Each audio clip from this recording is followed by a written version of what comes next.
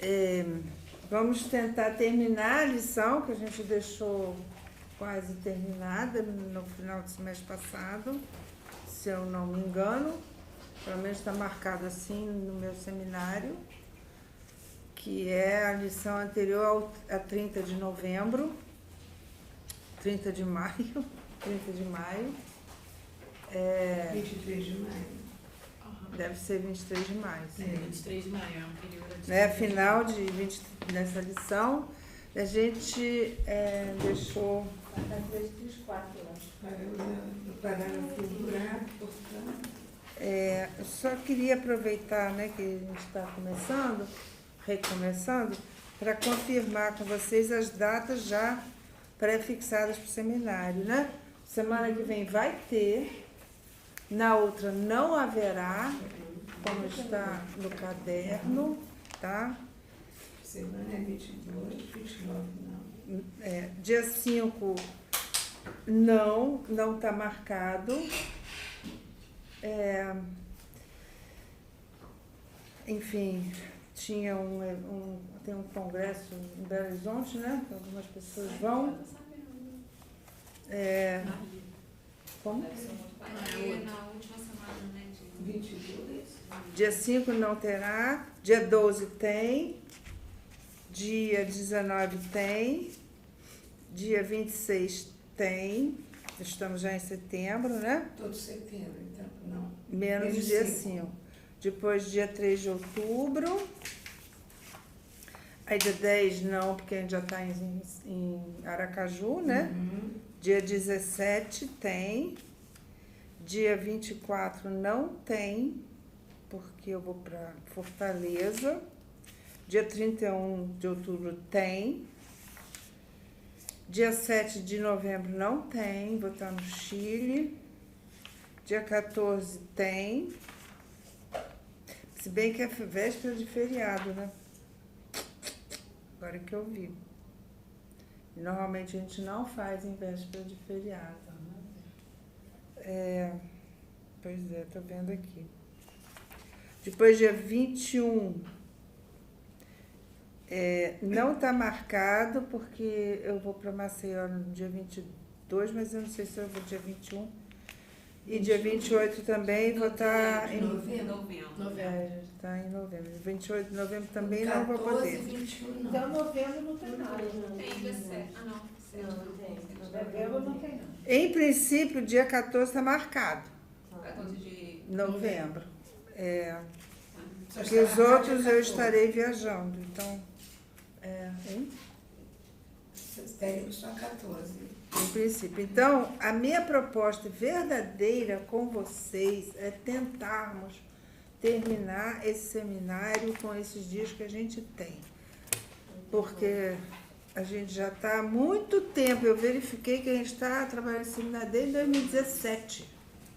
Então, já deu, né? Vamos terminar, 2 anos de seminário já é muita coisa.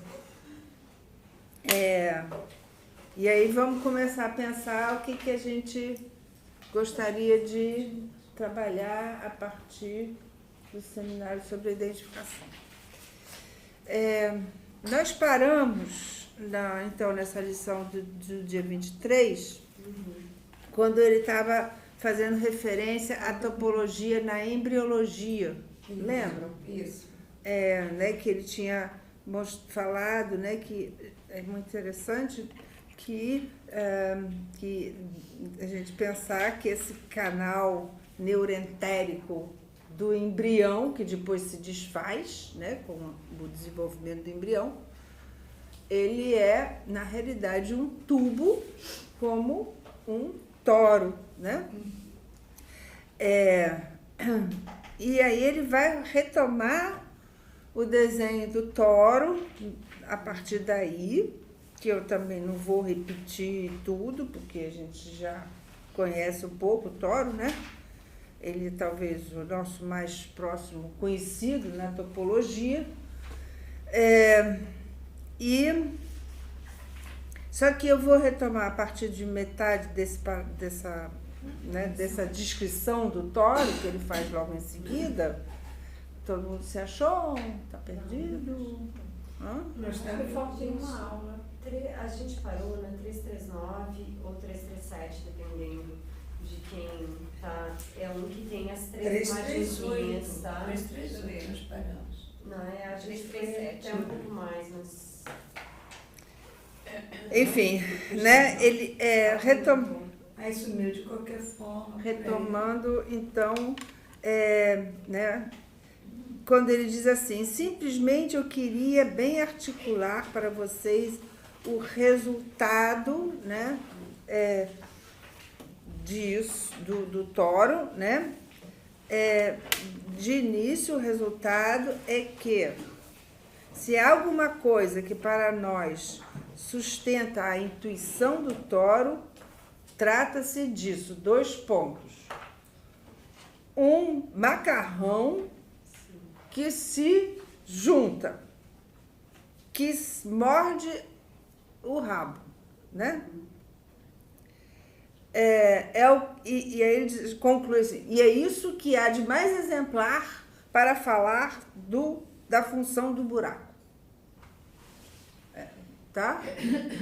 Um macarrão que morde o próprio rabo é o que há de mais exemplar para falar da função do buraco.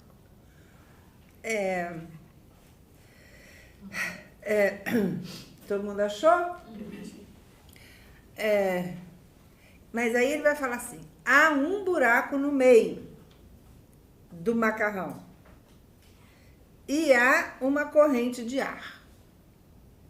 Então, na realidade, não é um buraco, são 2 buracos. Um que é o do meio e um que é a corrente de ar, né?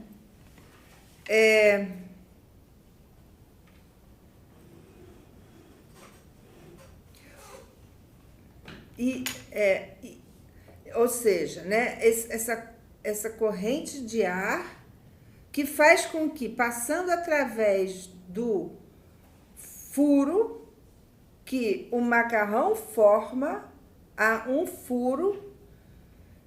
Não, aí ele está falando da corrente de ar, que comunica o interior com o interior, porque se você pega o macarrão aqui, né, que tem um furo e aqui tem um furo, então comunica o interior com o interior, né? E depois também há um outro muito mais interessante, formidável, ele diz, né? Um furo formidável que coloca então um furo no coração da superfície, que é aí furo sendo ao mesmo tempo pleno exterior, né? Que é esse furo aqui. É furo, mas ao mesmo tempo é pleno exterior do Sol, né? A imagem como é que é a imagem o quê? Da perfuração. Da perfuração, aí se introduz. Porque o que a gente chama de furo é isso. É esse corredor que se enfiaria numa espessura, imagem fundamental que, quanto à geometria do mundo sensível, nunca foi suficientemente distinguida. Eu acho que ele está chamando de corrente de ar esse furo aqui, apesar de que imaginariamente parece muito mais esse aqui, né? Só que internamente tu não consegue, né? Se ele tá ligado os dois. Não faz fazer ar. lá. Tá certo. Mas no início também pensei isso. Parecia que tá. E depois o outro furo, que é o furo central da superfície, saber o furo que eu chamarei o furo da corrente de ar. E é aí que eu pretendo avançar para colocar nossos problemas, ou seja, esse furo, corrente de ar irredutível, se a gente o cinge com um corte, é propriamente aí que está nos efeitos da função significante A, o objeto enquanto tal. Bom, explicando, né, esse tal corte não é esse corte que separa, que se daria entre a boca e o, como eu falei, o rabo do macarrão. Mas ele está falando agora já da função de corte no significante, que é, na medida em que o significante é corte, e ele vai retomar isso nessa lição ainda, no corte do significante que você vai fazer aparecer o objeto A. É disso que ele está falando, né? Quando ele diz, né, esse furo irredutível, que se nós o cingimos a partir de um corte, é propriamente aí que está, nos efeitos da função significante, A, o objeto enquanto tal.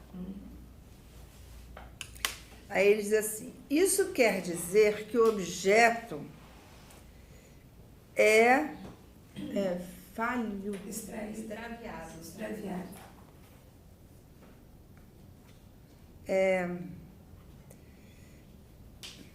Extraviado? Rater não é tão extraviado assim. Está meio extraviado esse rater. Aqui em francês é rater. Você não acerta, né? Você... Perdido. Pode ser. Você, né? No seminário 20 ele usa rater para dizer quando você tenta acertar e erra. Pois é, mas é isso rater, na realidade, né? Quando você está jogando futebol e você quer fazer um gol e a bola vai para um outro lado, você ratou o gol, né? Isso. Ratou é uma palavra que eu inventei agora. Então, isso quer dizer que o objeto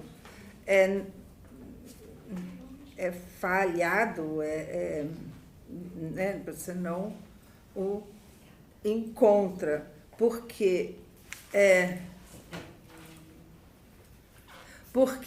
aí há apenas o contorno do objeto. Em todos os sentidos que vocês queiram dar à palavra contorno. É interessante porque se a gente pensar o que Lacan desenvolve mais tarde no seminário 18, ele vai dizer que o objeto A é o próprio contorno a borda, né, entre real e simbólico, né? No seminário 18, né, quando ele está falando um discurso que não seria do Semblin, né? Aí ele vai dizer que o objeto A é o contorno. Então ele vai identificar o objeto A com o contorno. E aqui ele vai dizer, né, que o objeto propriamente dito você não o encontra, você erra, né? O que cai, na verdade a gente trata do que cai como se fosse alguma coisa, mas não essa, porque não tem nada ali, então tem que ter esse contorno, né? Pra... Então, porque, né? Porque não seria possível, em nenhum caso, haver ali outra coisa senão o contorno do objeto, em todos os sentidos que vocês queiram dar à palavra contorno. E aí ele vai entrar no cross-cap para tentar melhor tentar acertar o alvo, mas novamente impossível de acertar, porque justamente é apenas um contorno, né? Ele vai dizer assim, uma possibilidade se abre ainda, que para nós vivifica, dá seu interesse a comparação estruturante e estrutural dessas superfícies. É que o corte pode, na superfície, se estruturar de outra forma. O furo aqui desenhado na superfície da esfera. Então, agora ele vai retomar. Não estamos no tórax, estamos agora na esfera, né? Então, a figura agora é essa, né? Isso aqui é na versão do Patrick Valace, que está na internet, né? É a mesma que tem aí? Ele só bota os pontos, a linha. Ele vai chegar lá, então não chegou. Ele só bota o seguinte. Do Starfell.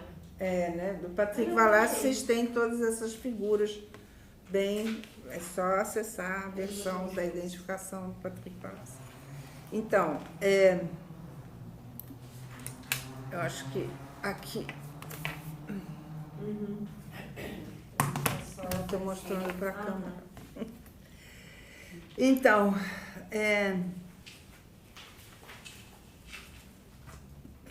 o furo aqui desenhado na superfície da esfera, podemos enunciar, formular, esperar que cada...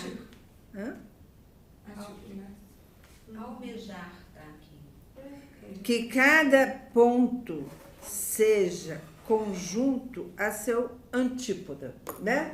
Nós já vimos que o cross-cap, quando a gente viu o desenho, quando a gente entrou na internet, basta colocar cross-cap no Google e ver no YouTube, e aí você vê como é que é constituído o cross-cap, né? Vem daqui, né? Ele encontra aqui, esse aqui entra aqui, né? Então, na realidade, é sempre o antípoda, e é esse desenho que você tem aí, não é?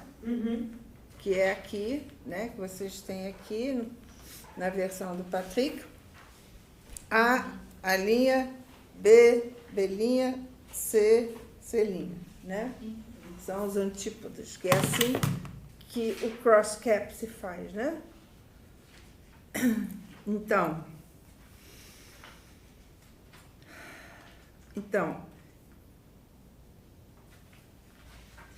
aí ele fala assim, então, formular que cada ponto seja conjugado, né, a seu ponto antípoda, de que sem nenhuma divisão do furo, é isso? Da íância, sem nenhuma divisão da íância, a íância se organiza na superfície dessa forma que esquematiza completamente, Esquematiza? Escamoteia. Dá muito sentido. que l'esquisse complètement sans le médium de cette division intermédiaire. No meu tá l'épuise. De cette façon. Le bien s'organise en surface de cette façon qui l'épuise complètement. Épuise. Aqui também no Patrick está épuise, aqui está esquisse.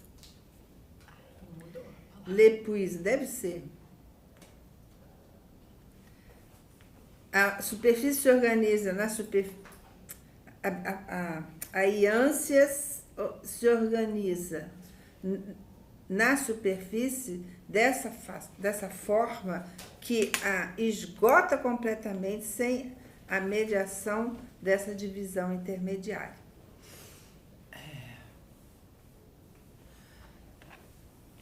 Não há um furo, né? Não há um furo verdadeiro aqui quando um lado se junta com o seu antípoda. Mas na medida em que um penetra por aqui, aqui se forma um furo.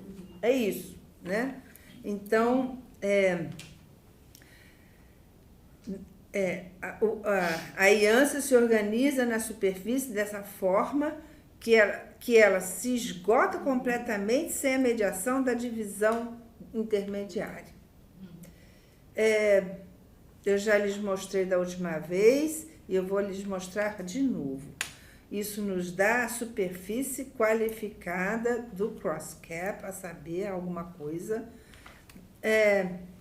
da qual convém que vocês não esqueçam a imagem que eu lhes dei, que a imagem que eu lhes dei é apenas uma imagem torcida.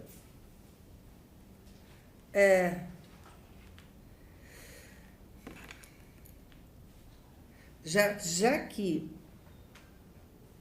o que parece a qualquer um que pela primeira vez precisa se deparar com isso, o que aí faz obstáculo é a questão dessa famosa linha de aparente penetração da superfície através dela mesma, que é necessária para representá-la em nosso espaço. Então, a imagem que vem é essa, né? É essa aqui, né? Então, tem essa linha aqui, é uma linha que Lacan faz assim, tremidinha, né? Para dizer que, na realidade, essa linha é apenas aparente, porque ela é produzida pelo fato de que há as antípodas, né, se penetram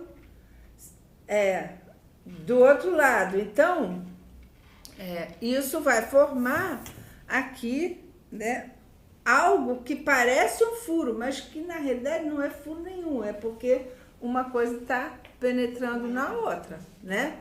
Isso aqui é um esquema, você tem que pensar que isso aqui é uma esfera, ou seja, na realidade, isso aqui acontece lá dentro da esfera, não é do lado de fora da esfera, né? É por aqui que vai se juntando um entrando no outro. Não dá para fazer isso tão facilmente. Talvez se fizesse com muitas fitas, né? Que aí daria talvez para representá-lo, mas enfim. Então, o que ele diz, né?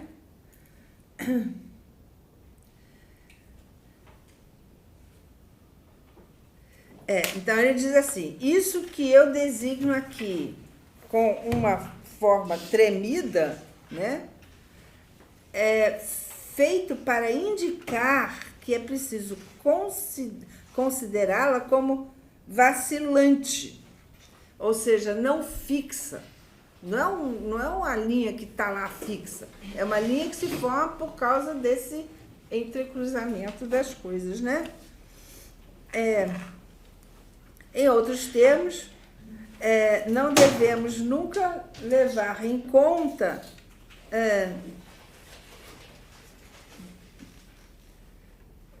o que aqui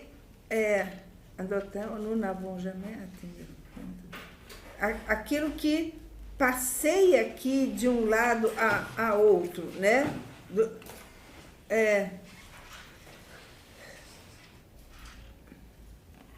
Então, o que aqui passeia de um lado da superfície, no exterior da superfície, né? Desse lado, necessariamente vai passar aqui do exterior do outro, mas que não é em espelho, justamente, né? Por quê? Porque não se trata do encontro de duas faces, mas, ao contrário, passa pelo interior para o outro lado, né? Porque ele entra para passar para o outro lado. Né? Em relação ao olho do observador, que é esse azul aqui, que ele traceja. Não sei se vocês têm esse olho do observador aí. Enfim, o que ele diz assim representando as coisas dessa forma, levando em conta essa forma de superfície, se deve a uma certa incapacidade das formas intuitivas do espaço de 3 dimensões para permitir o suporte da imagem que dá realmente conta da continuidade obtida sob o nome dessa nova superfície dita cross-cap. Em outros termos, aí ele pergunta, em outros termos, né? Primeiro, o que ele estava dizendo aqui? Ele estava dizendo que não há uma forma intuitiva para a gente pensar isso. Não dá para ver isso pela intuição. É preciso entender a lógica disso. Isso não é uma imagem intuitiva. É preciso entender a lógica do que é um cross-cap, né? E aí ele diz assim, essa superfície, ela sustenta o quê? E aí ele fala, nós a chamaremos, porque aí estão as teses que eu estou avançando, e nós, em seguida, daremos seu sentido para o uso que eu lhes proporei. Nós a chamamos, essa superfície, não de o furo, mas o lugar do furo. Tá? Que, como ele havia dito, né? Não é o objeto, mas é o contorno do objeto. Não é o furo, mas é o lugar do furo.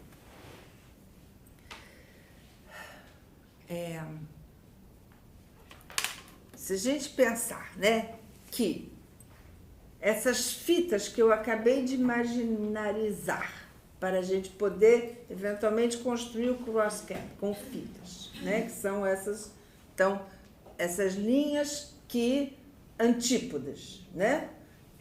Se a gente pensar que são significantes, né? Eles constroem e você, então, formam um lugar do furo. Não é o furo, mas eles formam um lugar do furo, tá? Essa superfície assim estruturada é particularmente propícia a fazer funcionar diante de nós esse elemento mais intangível que se chama desejo.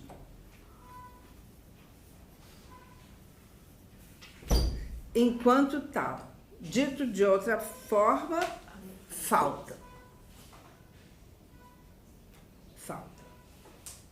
Né? Porque ele havia dito que é falho, então é falta, né? É muito interessante a gente pensar com Lacan aqui, porque como ele vai construindo isso, que aos poucos, né, ele vai percebendo a necessidade de distinguir o que é da ordem do desejo, né? Especificar o que é da ordem do desejo e o que é da ordem do objeto, ao mesmo tempo, né? Ele está nessa elaboração nesse seminário, no final desse seminário, que precede o seminário sobre a angústia, né? Seminário no qual ele vai conceituar o objeto A. Mas aqui ele já fala de objeto A, ainda tentando cingir-lo. Fala. Não, estava pensando, não era falta do objeto, mas é a presença do contorno, né? Muda, não sei, se eu pensei... Na realidade, a gente pode simplesmente dizer que falta uma continuidade entre significantes, né? É isso. E isso produz um campo ali, né? Um contorno, que na realidade não é um furo, mas é um campo furado, né? É um campo furado.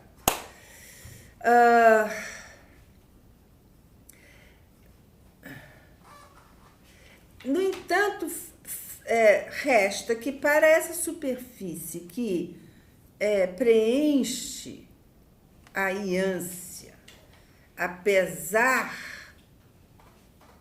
da pertinência que faz de todos esses pontos que nós chamaremos, se vocês quiserem, antípodas, faz deles pontos equivalentes, apesar, então,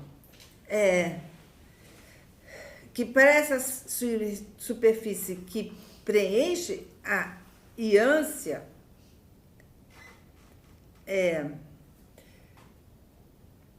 eles não podem funcionar nessa equivalência antípoda. É isso?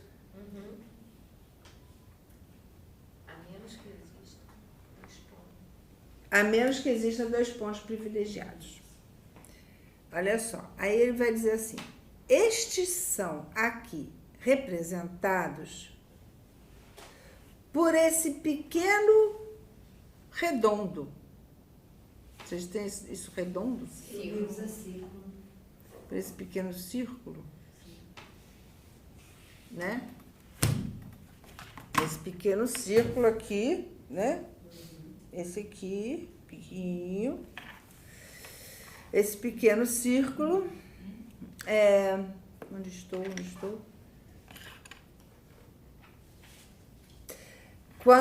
Em relação ao qual uma pessoa que estava assistindo o seminário dele anterior, né, perguntou para ele o que o senhor quer, né, representar por esse pequeno círculo. Aí ele responde, não é nem nada equivalente ao furo central do toro. Esse pequeno círculo não é nada equivalente ao furo central do toro, né? O furo central, que é esse aqui, o tal onde tem a corrente de ar. Não é.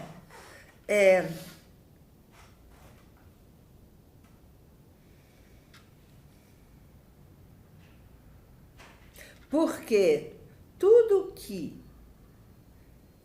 qualquer nível que vocês se colocarem, né, para enxergar isso aqui, né, tudo que se troca de um lado para o outro da figura, ou seja, desses pontos antípodas, né, passará por essa falsa decussação ou cruzamento, né? Não sei se tem essa palavra em português. Decussação é um termo que normalmente é usado em medicina, particularmente em oftalmologia, que é onde os nervos se cruzam, né? Então, o nervo óptico se cruza, né, de forma que a imagem do olho direito é produzida do lado esquerdo e do lado esquerdo produzida. Então, essa decussação, então, ele diz, né? Tudo que se troca de um lado ao outro da figura, aqui passará por essa falsa decussação ou cruzamento que faz disso a estrutura. Esse falso cruzamento aqui, ele produz a estrutura do cross-cap. Se não houvesse esse tipo de cruzamento, você não teria um cross-cap. Então, o cross-cap é estruturado porque há essa decussação. Que é falsa, porque, na realidade, você está de fora indo para dentro, somente por isso, né? Então, na realidade, não é um cruzamento verdadeiro, é um cruzamento falso, porque se trata de um campo topológico. E isso, mais uma vez, reafirma, né, o sistema nervoso como topológico, porque isso, né, que se observa que o lado direito do cérebro regula o lado esquerdo do corpo e vice-versa, né, é porque, na realidade, se trata de um corpo topológico, né, desde o momento em que se estrutura o embrião, né, desde sempre, é assim, né. Como eu já disse, eu observei, isso vai ser retomado por Lacan no Seminário 24, a ponto de ele efetivamente tirar conclusões disso no sentido da relação topológica mesmo, que ele vai fazer essas decussações no Seminário 24. Nós fizemos aqui, temos várias figuras que fizemos disso. Então, essa falsa decussação que vai produzir a estrutura da topológica, né? No caso, o cross-cap. No entanto, o que é assim indicado por essa forma que a gente circula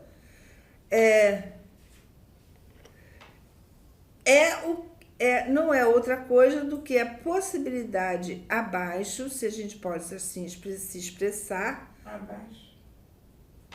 Sim. Ou baixo. Isso.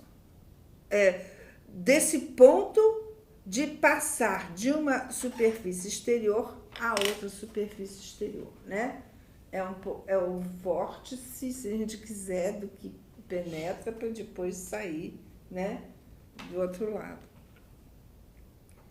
É também a necessidade de indicar que um círculo não privilegiado sobre essa superfície, um círculo redutível, se vocês o fizerem deslizar, se vocês o extraírem de sua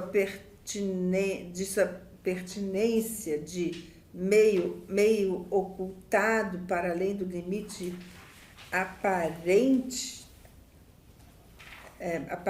de recruzamento e penetração. Enfim, é uma frase infinita que a gente precisa entender um pouco mais devagar, porque senão a gente vai se enrolar aqui.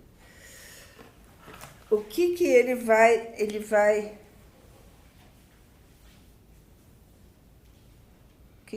propor?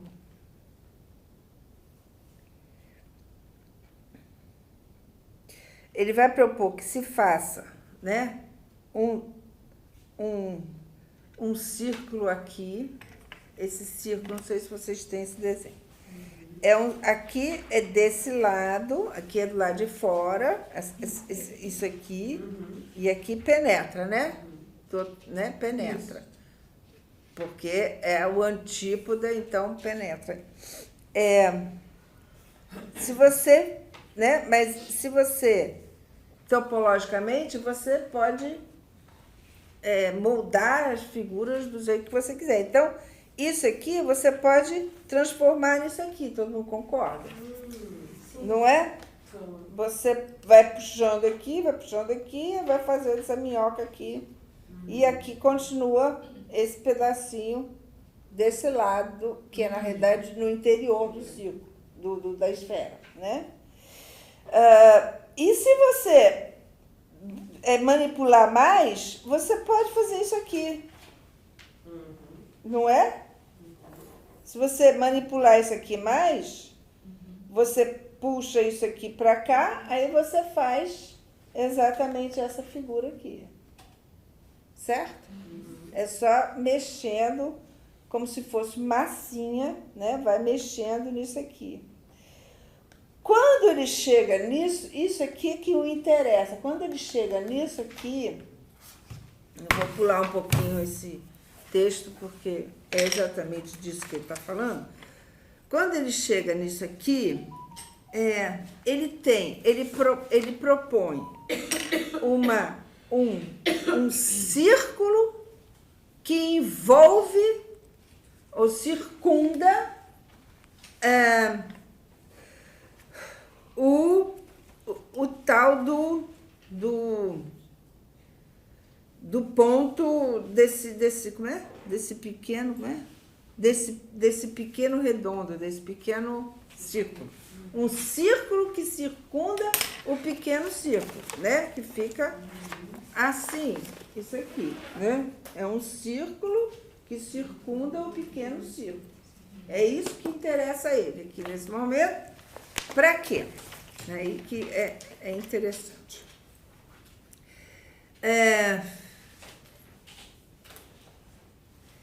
Vamos ver onde é que começa a frase.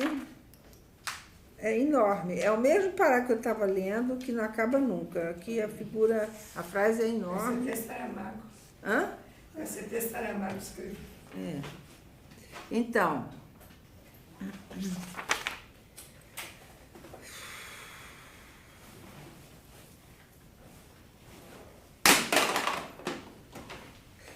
então, esse círculo que leva a isolar aqui numa forma, no exterior da figura, deverá sempre aqui contornar alguma coisa que não permite de forma alguma se transformar no que seria sua outra forma, a forma privilegiada de um círculo, na medida em que ele faz a volta do ponto privilegiado. Ele vai chamar o pequeno círculo de ponto privilegiado, e que é assim que ele vai se figurar na superfície em questão. Esta, com efeito, de forma alguma, lhe é equivalente. Ou seja, esse pequeno círculo aqui, de maneira alguma, é equivalente a este aqui. Por quê? Por quê? Porque este aqui, ele é produto do entrecruzamento dos antípodas, ou seja, dos significantes, né? Este aqui é o que eu tracei em torno dele, certo? Sempre levando em conta que metade dele está para dentro e metade está para fora, certo? Então, eles não têm não são de forma alguma equivalentes esses dois círculos. Tudo bem? Sim. Alguma dúvida? Isso é importante. Então,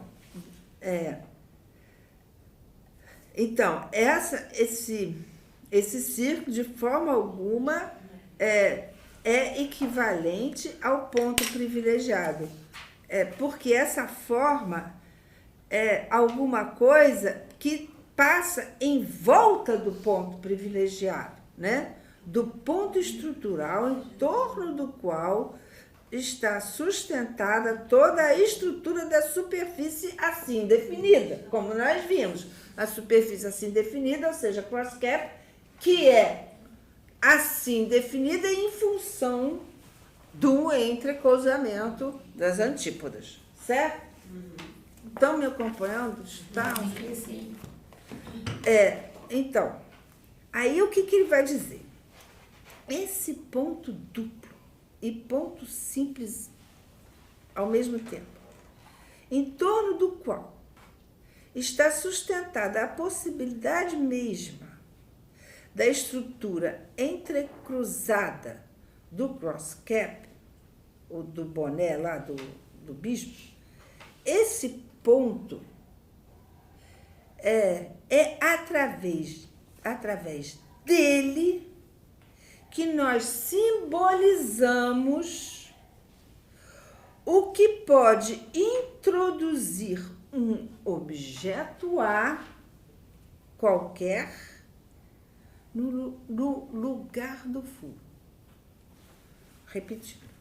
Esse ponto é através dele, esse ponto privilegiado é através dele que nós simbolizamos o que pode introduzir um objeto A qualquer no lugar do furo.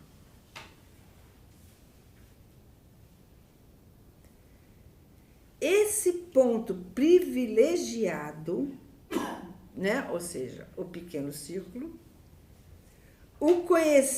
conhecemos suas funções e natureza.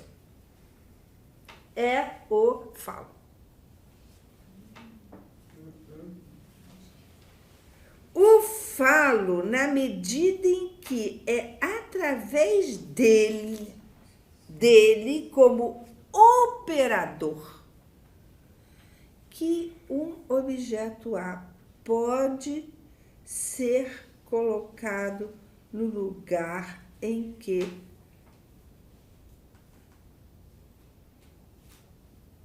só percebemos numa outra estrutura, o toro, seu contorno. Essa é a frase principal dessa história toda. Né? Como eu estava dizendo, ele aqui está pelejando para cingir o lugar do objeto A, do desejo e, portanto, da falta, ou seja, o falo, né? Que ele já tinha nomeado, inclusive, como falta, né? Então, ele procura, com esse pequeno círculo aqui, né, que na realidade é falho, raté, no sentido de não tem um alvo certo, né? Eu falo enquanto aquilo que opera. O falo como operador. Operador do quê? De poder, né? Um operador para que um objeto A possa ser colocado no lugar onde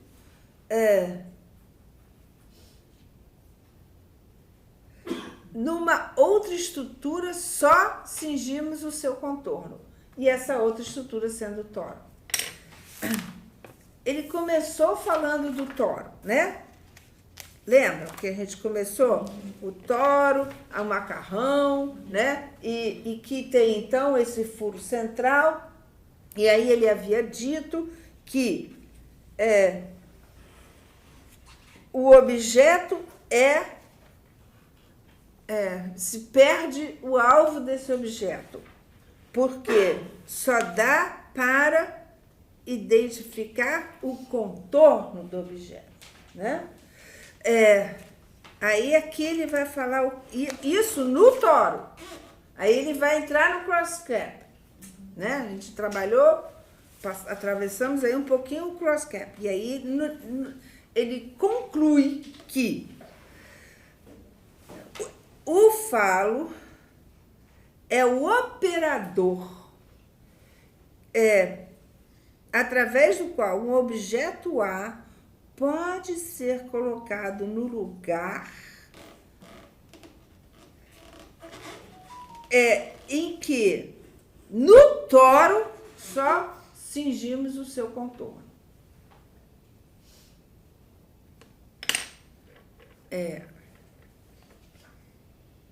Por que ele está interessado em cingir alguma coisa no toro? na medida que ele vem trabalhando, né, nesse seminário já há um tempão, que os significantes são as voltas e voltas e voltas, né, que formam o toro, né? É isso. Então, como pensar o objeto A, no toro, ele é só esse contorno, o contorno que é produzido pelos significantes, que são as voltas das demandas que produzem o macarrão, certo? Então, o falo é o ponto, é o operador pelo qual um objeto A pode estar colocado no lugar onde só o cingimos no toro como um contorno.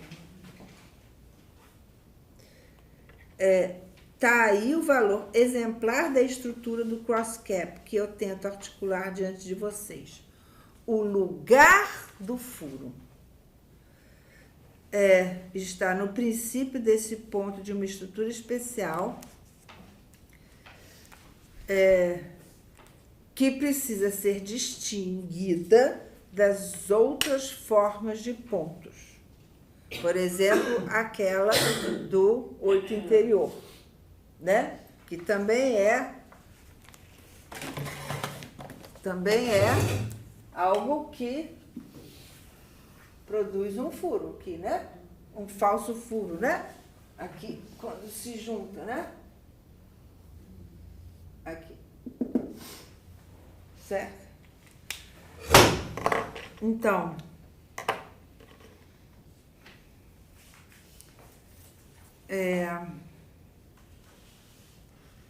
ele está lá tentando pensar nos cortes, né? Vou pular um pouquinho até onde ele vai dizer, né? Nosso interesse é ver, não sei se vocês acham isso aí, talvez num parágrafo seguinte, nosso interesse é ver o que é exatamente esse ponto privilegiado, enquanto, como tal, ele intervém, ele especifica o pedaço, o naco, o quê? O fragmento, no qual ele fica irredutível, dando o acento particular que lhe permite para nós tanto designar a função segundo a qual um objeto está ali desde sempre,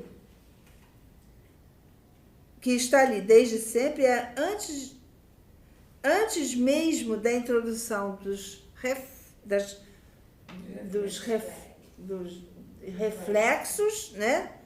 Das aparências que nós temos sob a forma de imagens, ou seja, o objeto do desejo. Ele está, então, né, chamando atenção para o fato de que esse objeto ele se forma antes, né, de qualquer aparência. Ele é anterior ao próprio imaginário, né? Ele é o furo justamente do simbólico. Ele aparece, né, como contorno do furo do simbólico. Esse efeito, ele o adquire dos efeitos da função do significante.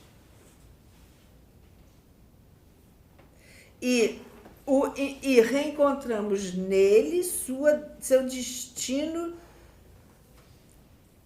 que ele sempre teve como objeto.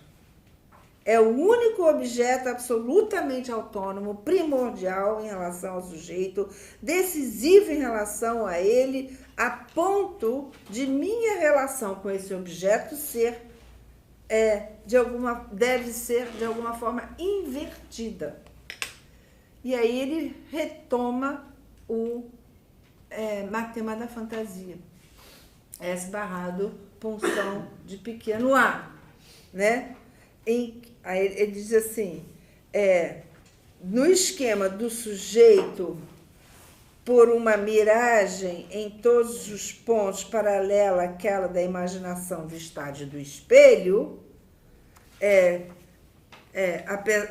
apesar de ser ainda de outra ordem, imagina-se pelo efeito do que o constitui como sujeito, quer dizer, o efeito do significante, suportar o objeto que vem para preencher a falta, o furo do outro. E é isso a fantasia, né? A fantasia é o que vem suportar o sujeito diante da falta do outro, né? Na imaginação né, da miragem do estádio do espelho. Então, ali, né, o objeto produz uma resposta à falta do outro, né? Mas aqui o que nós estamos percebendo, né? Ele não escreve isso, mas é isso que ele está querendo dizer. Inversamente, podemos dizer que todo corte do sujeito, o que no mundo o constitui como separado, como rejeitado, como lhe é imposto por uma determinação não mais subjetiva, ou seja, indo do sujeito em direção ao objeto, mas objetiva, indo do objeto em direção ao sujeito, e que lhe é imposta pelo objeto A. Mas na medida em que no coração desse objeto A haja esse ponto central, esse ponto turbilhão pelo qual o objeto sai para além do nó imaginário. Olha ele falando aqui de nó imaginário já. O nó idealista sujeito-objeto, que até agora, né, até aqui, sempre foi um impasse do pensamento. Esse ponto central que desse mais além promove o objeto como objeto do desejo. E aí ele vai iniciar a lição seguinte, né, com justamente um questionamento da ciência psicológica em que esse engano, né, de que é o sujeito que vê o objeto, né, se impõe, é essa forma de pensamento que é privilegiada e não que o objeto que vai fazer, né, o sujeito se estruturar para muito além do não imaginário. E que, portanto, não é um ego, né, mas é um sujeito. E com isso ele inicia a lição seguinte, mas acho que a gente deixa ela para a próxima vez, né?